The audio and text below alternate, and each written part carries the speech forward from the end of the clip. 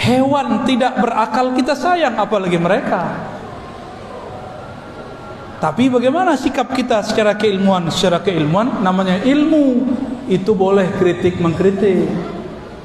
Namun Allah mengatakan innamal mu'minuna ikhwah. Orang beriman itu bersaudara, kecuali mereka sudah enggak anggap kita bersaudara. Sepertinya begitu. Karena imam mereka punya kitab tauhid. Kata imam mereka, sufi-sufi, asy'ari itu orang-orang sesat. Orang yang maulid itu sama dengan Nasrani. Orang yang tawassul itu syirik akbar. Antum dituduh syirik akbar. Akbar artinya apa? Syirik akbar sama dengan kafir. Sama, dan mereka enggak sadar itu. Mereka mengatakan tabarruk, ngambil berkah kepada orang soleh. Itu disebut dengan ubadul kubur, penyembah-penyembah kubur. Kalau begitu sahabat Rasulullah semuanya penyembah kubur, karena mereka suka berziarah kepada Rasulullah. Mereka bertabarruk dengan Rasulullah hayyan wa mayyitan, baik Nabi hidup ataupun sudah wafat.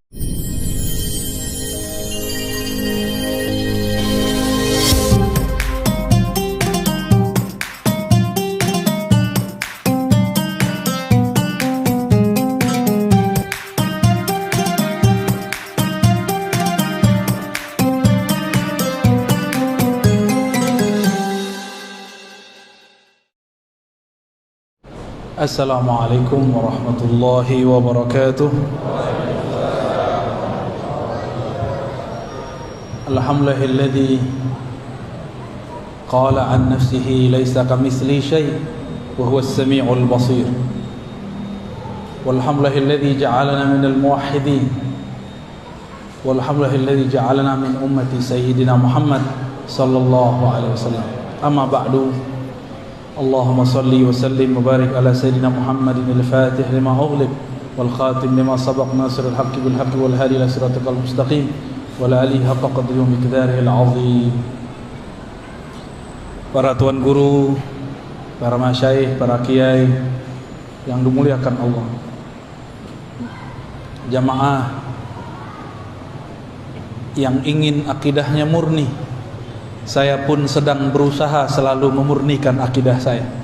Jadi saya ini bukan merasa paling murni, tapi sedang berusaha menghubungkan kalbu ini dengan kalbu Rasulullah, menghubungkan akal kita dengan pemahaman Rasulullah sallallahu alaihi wasallam, menghubungkan ruh kita dengan ruh Rasulullah sallallahu alaihi wasallam. Akidah ahlu sunnah itu tidak keluar dari Al-Quran dan sunnah. Cuma sayang, sifat 20 yang dulu mudah itu sekarang dianggap sulit karena tidak bersanad. Maka sekarang malam ini saya ringkas. Mau nggak dapat ringkasannya? Mau?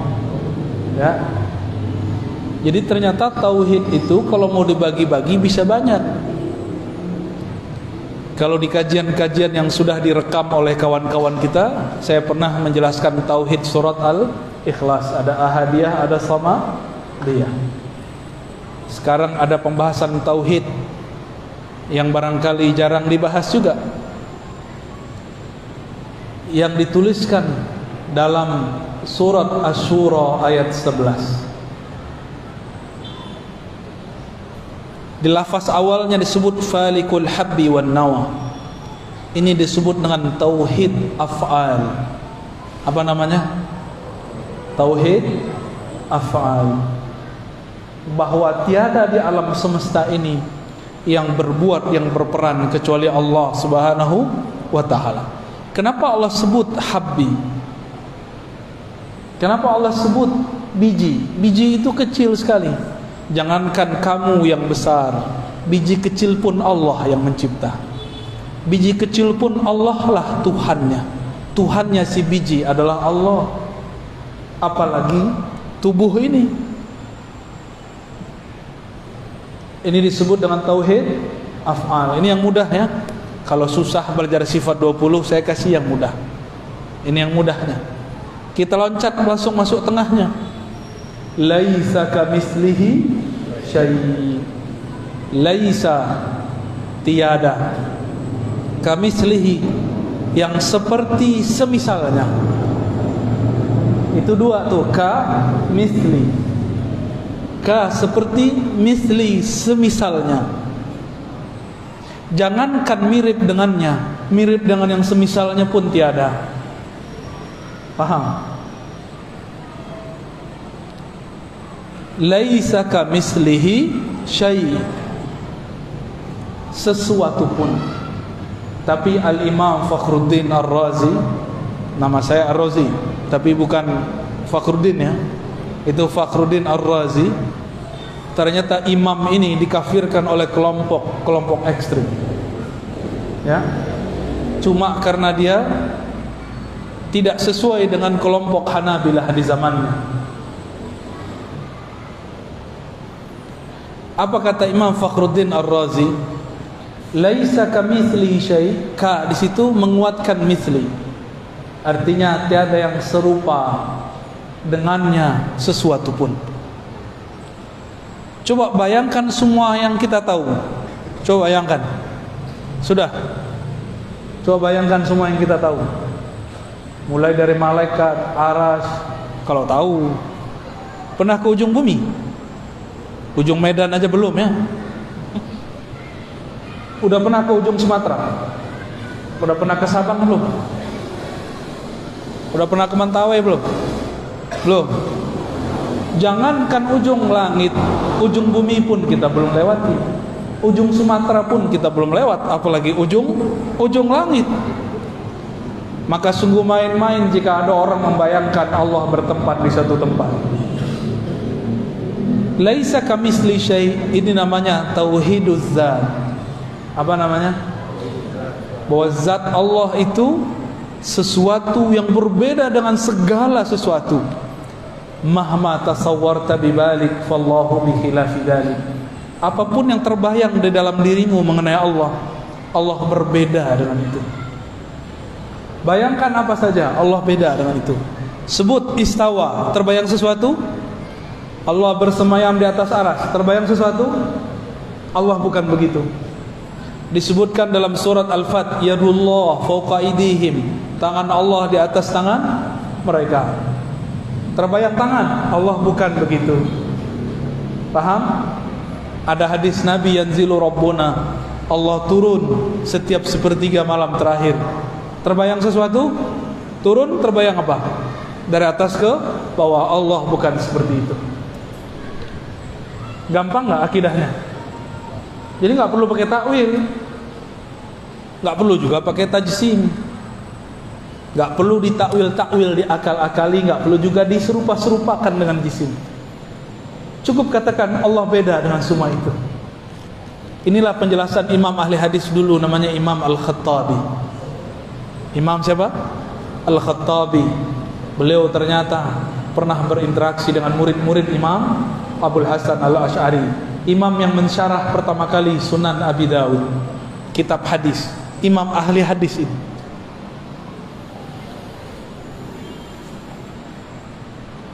Terus di ujung ayat, wa huwas sami'ul basir. Dia yang maha sami', maha mendengar, dia yang maha melihat. Ini disebut dengan tauhid sifat, dan juga disebut dengan tauhid asma, atau asma dan sifat. Allah menyebut dirinya sami' basir, tapi Allah juga sebut manusia dalam surat Al-Insan, faja'alnahu sami'an basira. Kami jadikan manusia mendengar dan melihat. Apa bedanya? Bedanya wa huwas sami'ul basir. Itu pakai alif lam, yang ini tidak pakai alif lam. Yang pakai alif lam itu Allah Subhanahu wa ta'ala. Alif lam bagi ahli nahu menunjukkan satu makna ma'rifah. Bagi ahlul haqiqah diartikan ini kesempurnaan, kamaliyah Allah Subhanahu wa ta'ala. Alifnya alif kamaliyah, jamaliyah. Lamnya lam jalaliyah, keagungan Allah Subhanahu wa ta'ala. Jadi berapa tauhid kita? Tauhid af'al, tauhid zat, tauhid asma dan sifat. Tapi tauhid asma sifat kita beda dengan asma sifat kelompok sebelah. Kelompok sebelah memaksakan bahwa Allah itu bertempat. Kata imam dia, Allah jika turun sepertiga malam terakhir, dalam kitabnya Isbatun Nuzul, syarah Isbatun Nuzul, syarah hadis Isbatun Nuzul, kata dia, Allah jika turun dari aras, dia turun tanpa meninggalkan aras, tapi benar-benar turun, berpindah dari atas ke bawah, tapi aras tidak ditinggal. Pusing kan?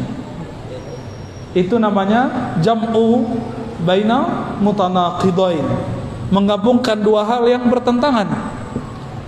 Turun dari atas ke bawah, kata dia.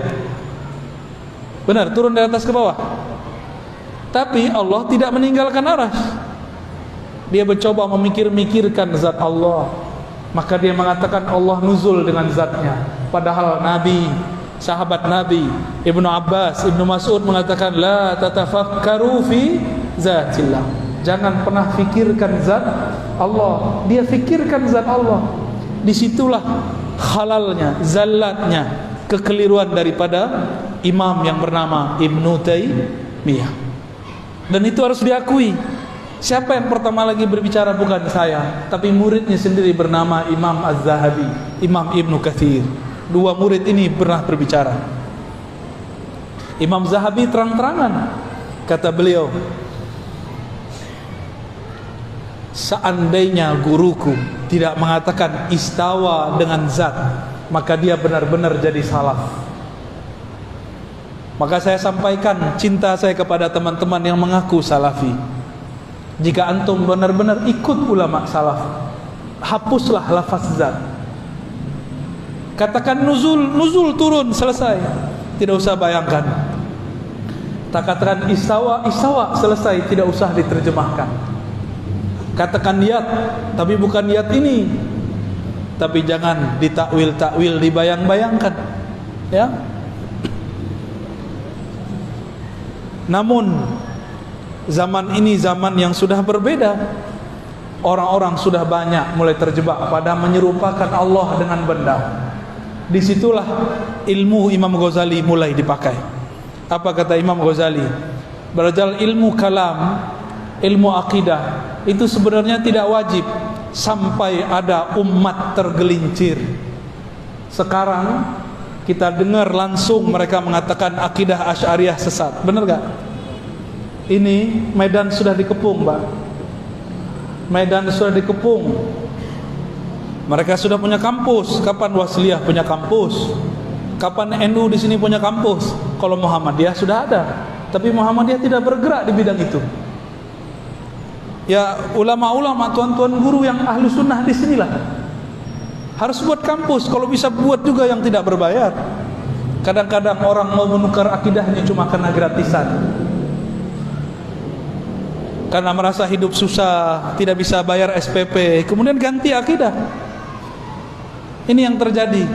Jika dia awal-awal sudah ganti akidahnya, apalagi nanti ketika dia selesai. Maka kita doakan semoga tuan guru kita yang ada di sini ahlu sunnah, mereka diperkuatkan oleh Allah, diilhamkan supaya berani, supaya tidak takut kecuali hanya kepada Allah Subhanahu wa ta'ala.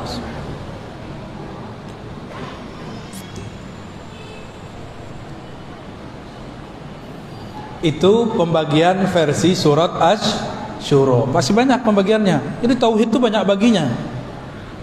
Mau yang ribet lagi ya? Yang ribet atau yang mudah?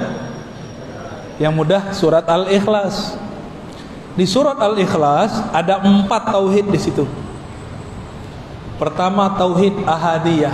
Qul huwallahu ahad. Katakanlah Allah itu dialah, hanya Dia yang sendiri. Maka Allah dulu sendiri, sekarang tetap sendiri. Allah istawa di atas aras, bukan berarti Allah duduk di atas aras. Wa huwa mustaghnin 'anil 'arsy. Seperti dikatakan oleh Imam At-Tahawi menjelaskan ayat-ayat tentang aras. Allah maha tidak memerlukan aras. Araslah yang memerlukan Allah. Maka jangan bayangkan Allah duduk. Dulu ada namanya Muhammad bin Karram. Saya sering sebut nama orang ini. Wafat 255. Diikuti oleh seorang ahli hadis, tapi akidahnya sudah keliru. Namanya Utsman bin Sa'id Darimi.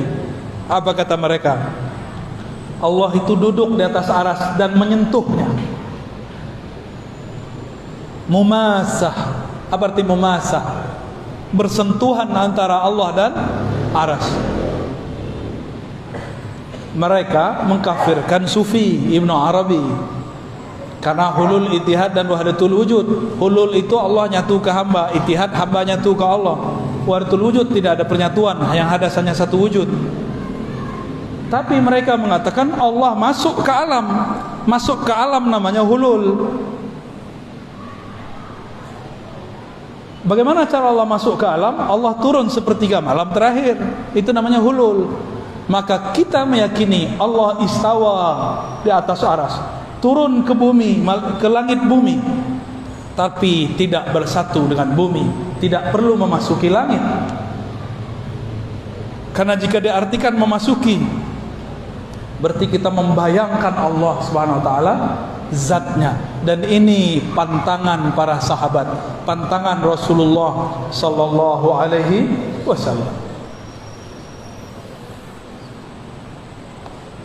Itu tauhid apa namanya?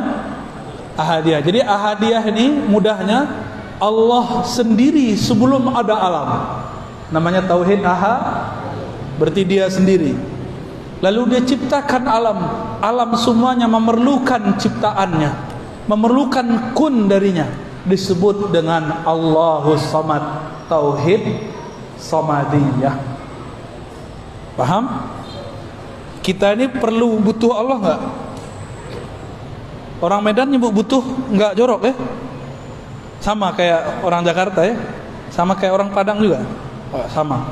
Allah tidak membutuhkan alam. Alamlah yang butuh kepada Allah. Allah tidak perlu disembah. Alamlah yang perlu menyembah Allah. Apa arti sembah? Sembah itu hormat. Sembah itu artinya mengenal. Alam itu butuh kenal Allah. Maka kemuliaan alam tergantung seberapa kenal dia kepada Allah. Kalau cuma kenal Bismillahirrahmanirrahim ya segitu aja. Kalau kenal makna Bismillahirrahmanirrahim itu lebih cakep lagi. Mungkin ada yang ngomong, susah amat belajar akidah. Berarti kita cuma segitu makomnya. Kita jadi orang awam aja, berarti antum cuma jadi orang awam. Tidak mau menggunakan otak yang besar itu untuk memikirkan hal-hal yang penting. Dunia dipikirkan, cinta, jatuh cinta, patah hati dipikirkan. Giliran tentang Allah tidak mau belajar sifat-sifatnya. Sifat Allah boleh dipikirkan, tapi zat Allah tidak boleh dipikirkan. Lam yalid wa lam yulad. Tidak melahirkan, tidak dilahirkan. Disebut dengan tauhid tanzih anis sabab. Tauhid tanzih, Allah maha suci daripada sebab. Allah tidak butuh sebab, dialah yang menciptakan sebab. Orang Yahudi datang kepada Rasulullah sallallahu alaihi wasallam. Apa kata mereka? Ya Muhammad, siapa yang menciptakan langit dan bumi? Allah. Lalu siapa yang menciptakan Allah? Itu orang Yahudi. Itu cerdas atau kebelinger? Cerdas atau bodoh? Jadi orang Yahudi itu enggak seperti yang diceritakan orang. Ada yang cerdas, ada yang tidak cerdas. Sama kayak kita. Kenapa banyak nabi di kalangan Yahudi? Karena banyak mereka yang menyimpang. Jadi jangan bangga dulu orang Yahudi jadi Yahudi, ya. Katanya dulu orang Batak daftar jadi orang Yahudi ya, nggak diterima ya. Loh janganlah, jangan daftar lah. Orang Melayu mau jadi orang Yahudi juga janganlah ya.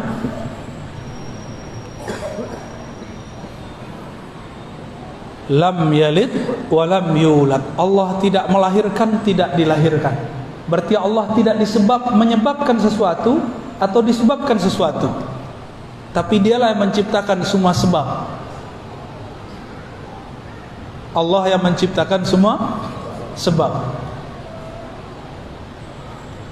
Ini tauhid namanya apa? Tanzih anis sabab, daripada sebab. Banyak pembagian tauhid. Ada lagi, walam yakul lahu kufuwan ahad. Apa artinya? Tidak ada yang sekufu. Apa arti sekufu? Biasanya pembahasan sukufu itu pembahasan orang nikah. Syarif masyarif, sayyid masayyid, ustadz ma ustazah. Enggak begitu ya. Ini bab lain. Kufuan artinya banding. Tidak ada yang sebanding semisal dengannya. Ini namanya tauhid tanzih yang kedua, anit tasbih. Tanzih daripada keserupaan. Apa arti tanzih? Allah Maha Suci. Gimana? Panas nggak palanya? Udah udaranya panas ya? Medan memang panas ya. Ada berapa tauhid? Versi surat Al-Ikhlas. Jadi beda ayat, sudah beda jurus, sudah beda pembagian. Jadi kalau mau bagi-bagi tauhid banyak, tauhid itu bukan hanya 3. Oke, ada lagi pembagian tauhid. Surat An-Nas. Qul a'udzu birabbil falaq, disebut tauhid rububiyah. Qul a'udzu birabbin nas. Rabbin nas, rabbil falaq, rabb. Ini disebut tauhid rububiyah. Apa arti rububiyah? Pencipta. Kembalinya kemana? As-Samad, cabang dari tauhid As-Samadiyah.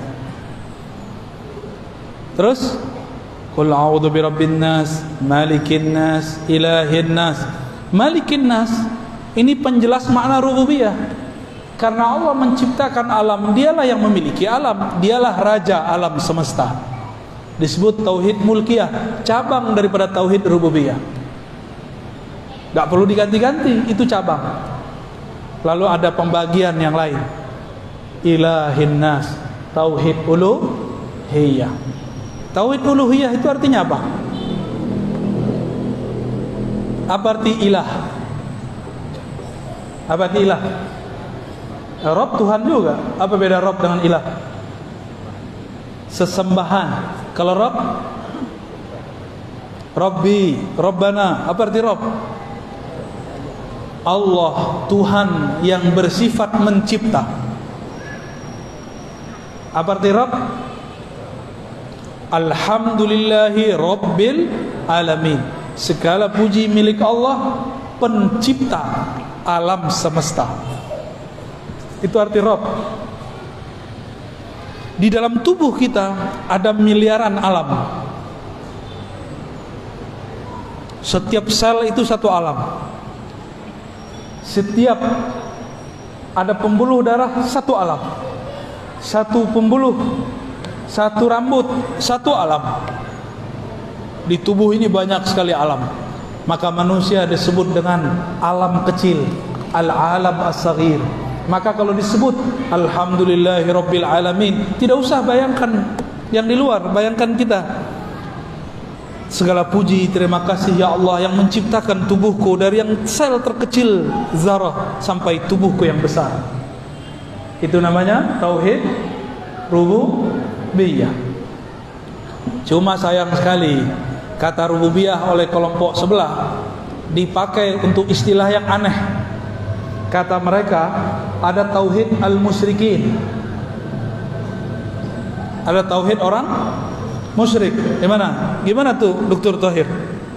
Tauhid orang musyrik nyambung nggak?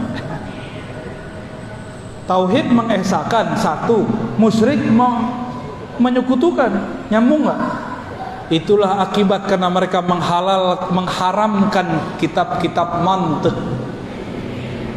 Mantik ini jadi senjata ulama-ulama di tanah Melayu dari Zulum. Itulah pertahanan mereka salah satunya ketika berdebat. Tapi zaman sudah berubah. Sekarang zamannya bukan mantik, zamannya mana dalilnya. Jadi para ustadz, para kiai, tuan guru jangan lagi bangga-bangga dengan mantik. Sekarang pelajari dalil. Dalil menurut mereka, dalilnya adalah Quran Sunnah. Ayat sekian, hadis sekian. Bukan nomornya, hafalkan teksnya. Gak penting hafal nomor, yang penting hafal teksnya. Jadi rububiyah kita berbeda dengan rububiyah mereka. Bagi kita rububiyah itu murni sang hamba mengatakan, mengakui aku adalah ciptaanmu ya Allah. Dan rububiyah itu mesti digabung dengan uluhiyah, bersatu dengan uluhiyah. maka disebut ilahin nas, ilahnya manusia. Ilah itu artinya yang berhak disembah. Ilah itu artinya yang dituju, dan yang paling indah artinya yang maha dicintai. Itu arti dari ilah. Kalau ahli fikih bilangnya disembah. Makanya ahli fikih menyebut sholat itu taklif, beban.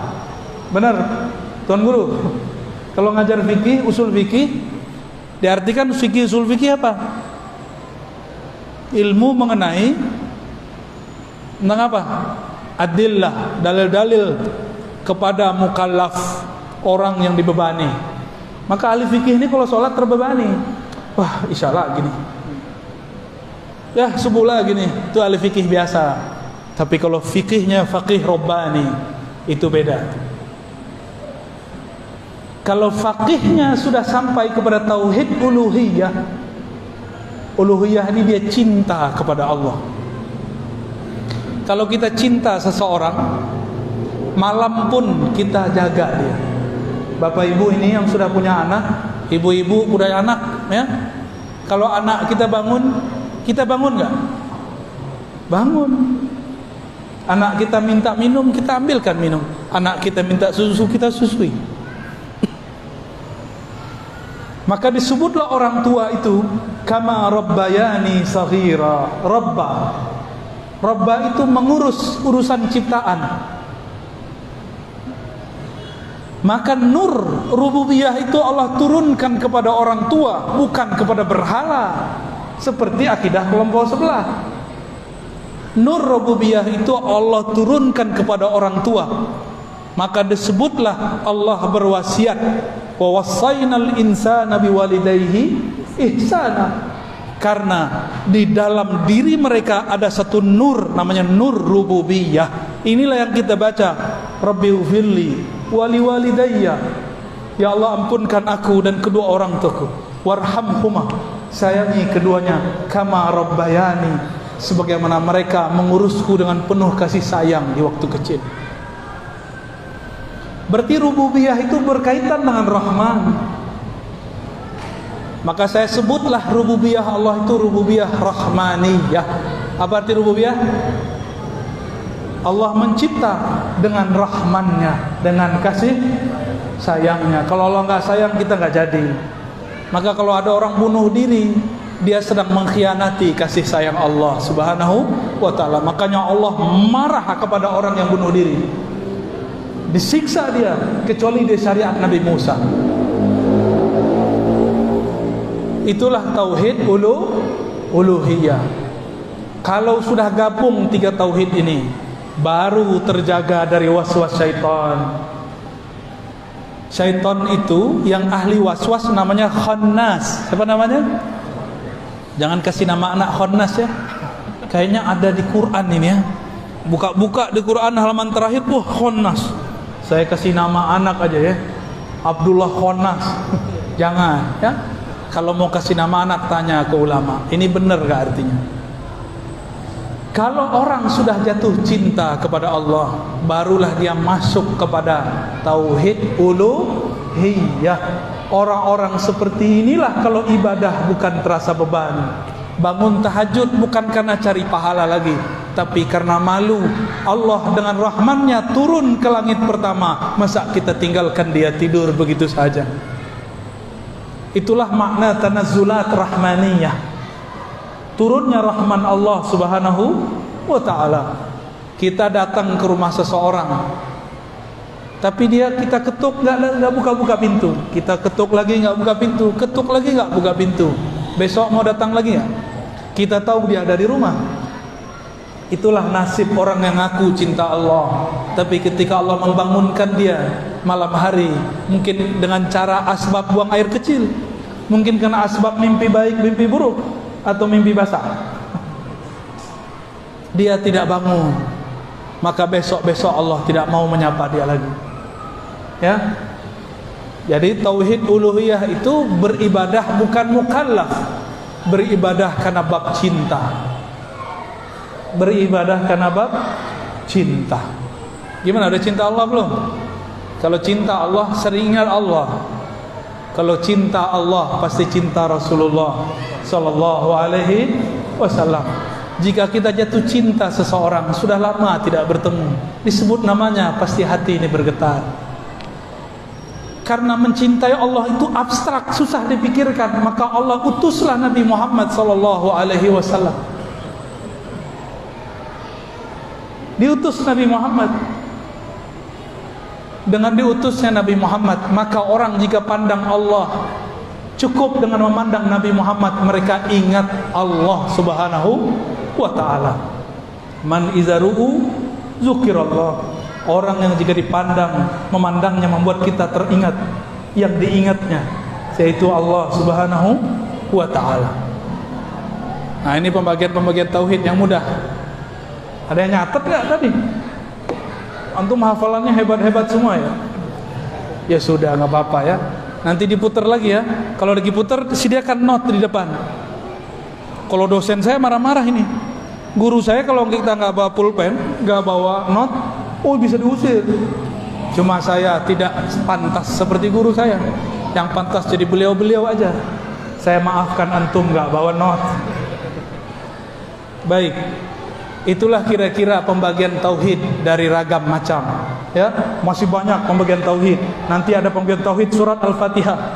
Ada tauhid di basmalah, ada tauhid di alhamdulillah. Oh, banyak sekali pak tauhid.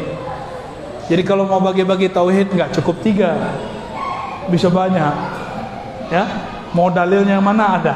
Ya, insya Allah jika umur panjang nanti kita jelaskan lagi tauhid apa yang belum dijelaskan. Wallahu a'lam bishawab. Mohon izin Buya, ada pertanyaan di dalam surah terdapat beberapa ayat yang mengatakan Allah berfirman, bagaimana memaknai ayat tersebut dan Allah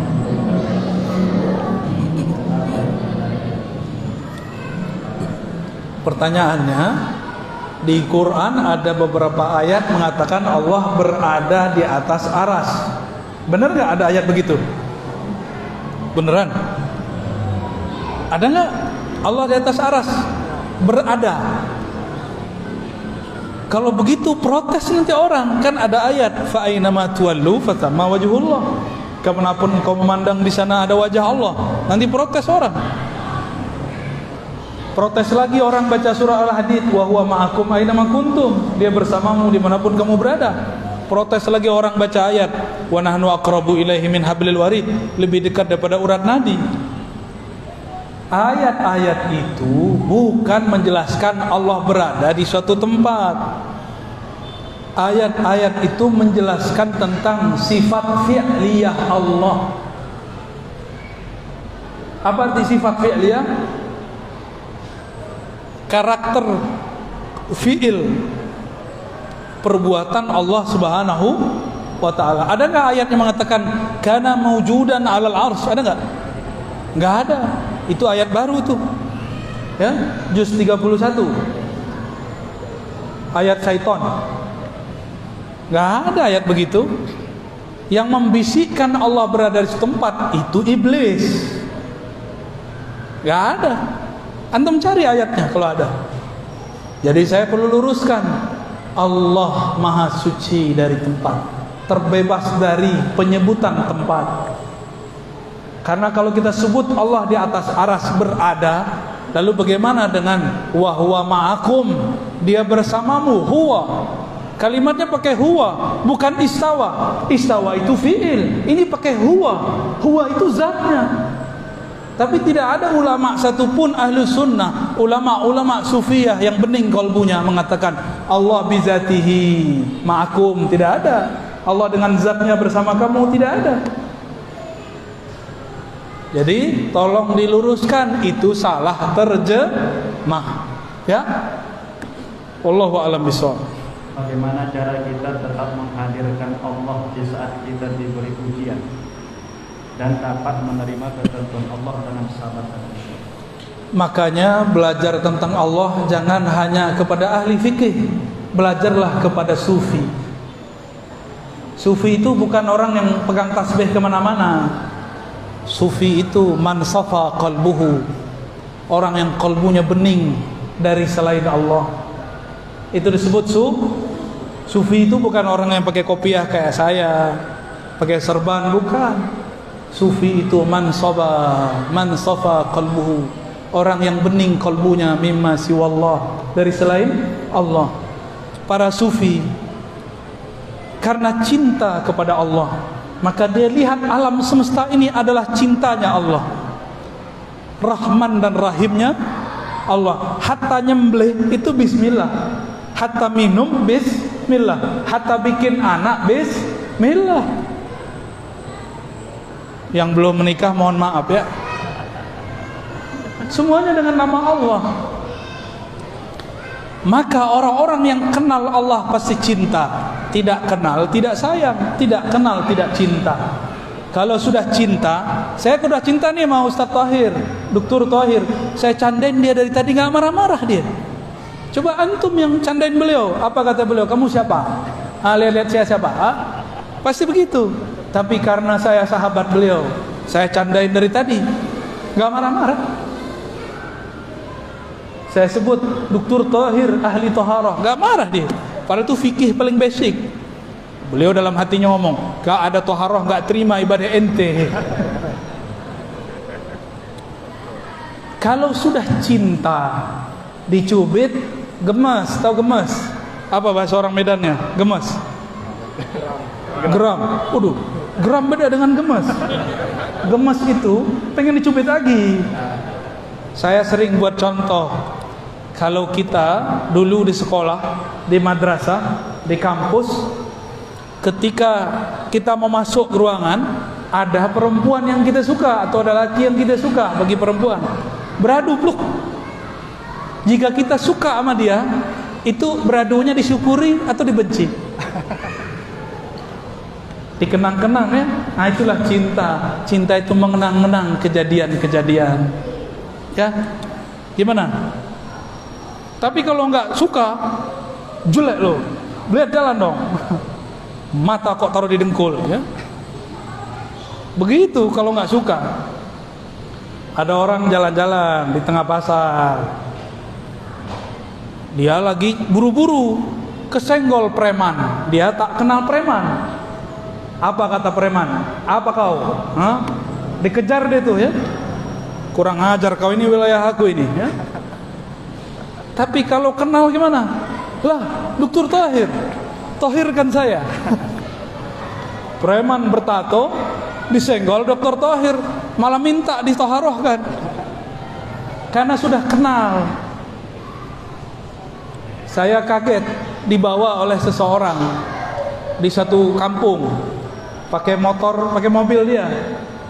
Mobil dia sudah mau nyenggol itu motor orang di depannya.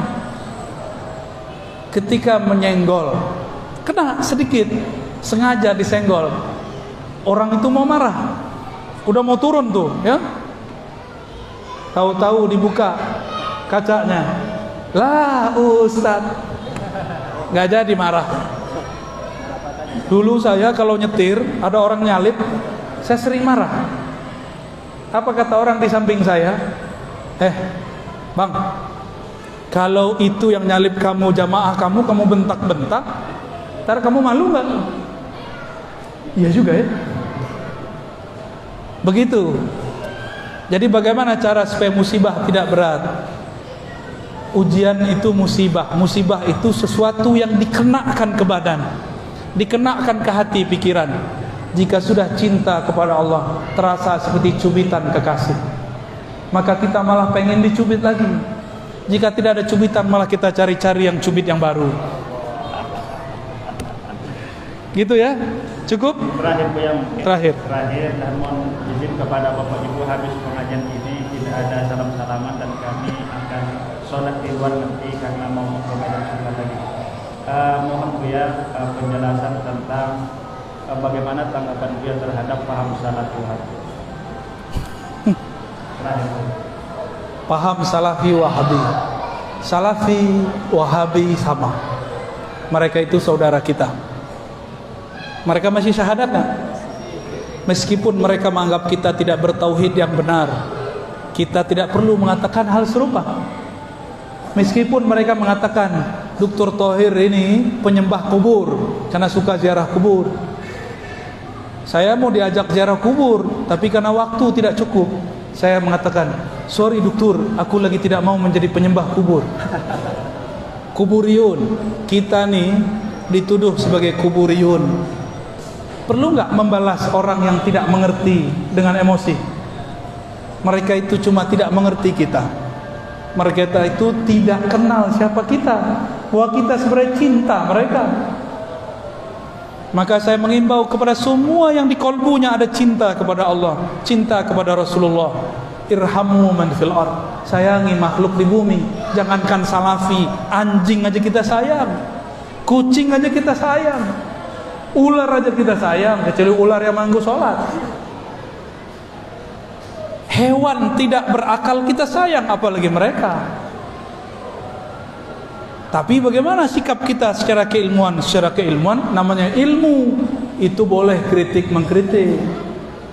Namun Allah mengatakan innamal mu'minuna ikhwah. Orang beriman itu bersaudara. Kecuali mereka sudah enggak anggap kita bersaudara.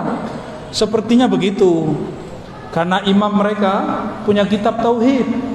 Kata imam mereka, sufi-sufi, asy'ari itu orang-orang sesat. Orang yang maulid itu sama dengan Nasrani. Orang yang tawassul itu syirik akbar. Antum dituduh syirik akbar. Akbar artinya apa? Syirik akbar sama dengan kafir. Sama, dan mereka nggak sadar itu. Mereka mengatakan tabarruk, ngambil berkah kepada orang soleh. Itu disebut dengan ubadul kubur, penyembah-penyembah kubur. Kalau begitu sahabat Rasulullah semuanya penyembah kubur, karena mereka suka berziarah kepada Rasulullah. Mereka bertabarruk dengan Rasulullah hayyan wa mayyitan, baik Nabi hidup ataupun sudah wafat. Ini akhir yang mau saya sampaikan. Kata Abu Juhaifah, ketika Rasulullah datang ke Mekah, maka kami para sahabat mengambil tangannya. Waktu itu enggak beringas. Rasulullah waktunya luas.